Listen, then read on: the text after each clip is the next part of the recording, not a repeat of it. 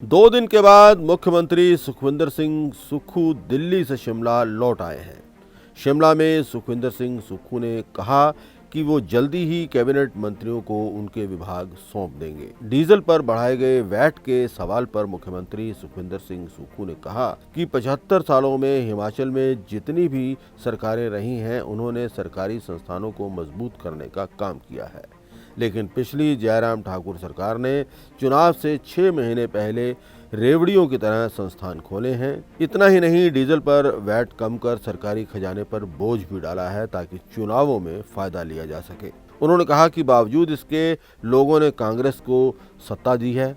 अब वित्तीय हालातों को देखते हुए डीजल पर वैट और कर्ज की सीमा को मजबूरी में सरकार ने बढ़ाया है। कांगड़ा में एक मंत्री दिए जाने के सवाल पर सीएम ने कहा कि कांग्रेस कभी भी क्षेत्रवाद और भेदभाव की राजनीति नहीं करती है। उन्होंने कहा कि उनके लिए सभी जिले एक समान हैं। जो इस तरह की बातें करते हैं वो जनता से झूठ बोलते हैं। वहीं सीपीएस को लेकर भाजपा की कोर्ट जाने की धमकी को लेकर भी उन्होंने कहा कि उनके लिए सभी रास्ते खुले हैं।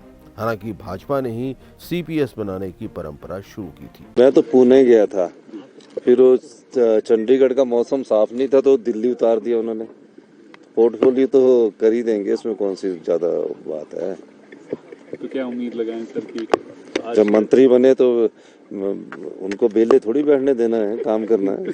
कि मैं एक चीज कहना चाहता हूँ, भारतीय जनता पार्टी की सरकार ने लोगों को ठगा है और वो ठग सरकार थी।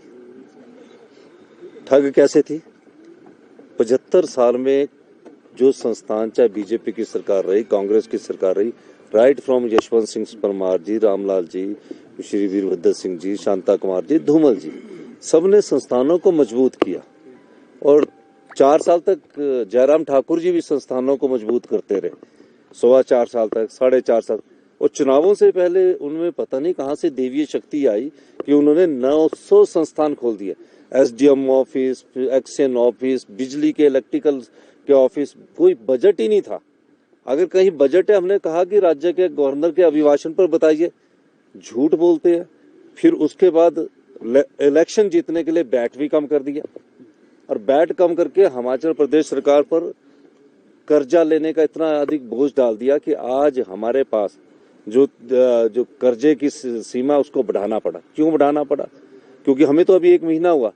चुनाव जीतने के लिए इस सरकार ने, जो भारतीय जनता पार्टी की पिछली सरकार थी, चुनाव जीतने के लिए बैट भी कम किया और 900 संस्थान भी खोले, अपने रेवड़ियां बांटी। लेकिन आज हालत ये है कि इतना कुछ करने के बाद भी हिमाचल की जनता ने कांग्रेस पार्टी को सत्ता में लाया। ये मैं आपके सामने कहना चाहता हूँ, इस सरकार ने लोगों को ठगा है।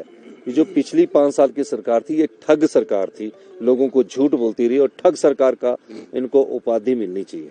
एक ही मंत्री बनाया है और कांग्रेस से भेदभाव जो है कांग्रेस सरकार कर रही है। हिमाचल प्रदेश में जो हमारी कांग्रेस की सरकार है वो किसी प्रकार का भेदभाव नहीं करती है। कांगड़ा, शिमला सब एक है।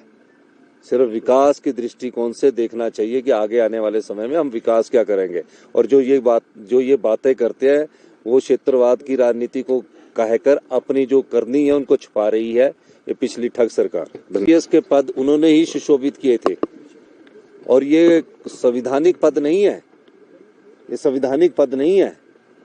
उनको सब जगह जाने का अधिकार है, हम तो उनको रोक नहीं सकते। लेकिन आप झूठ मत बोलिए।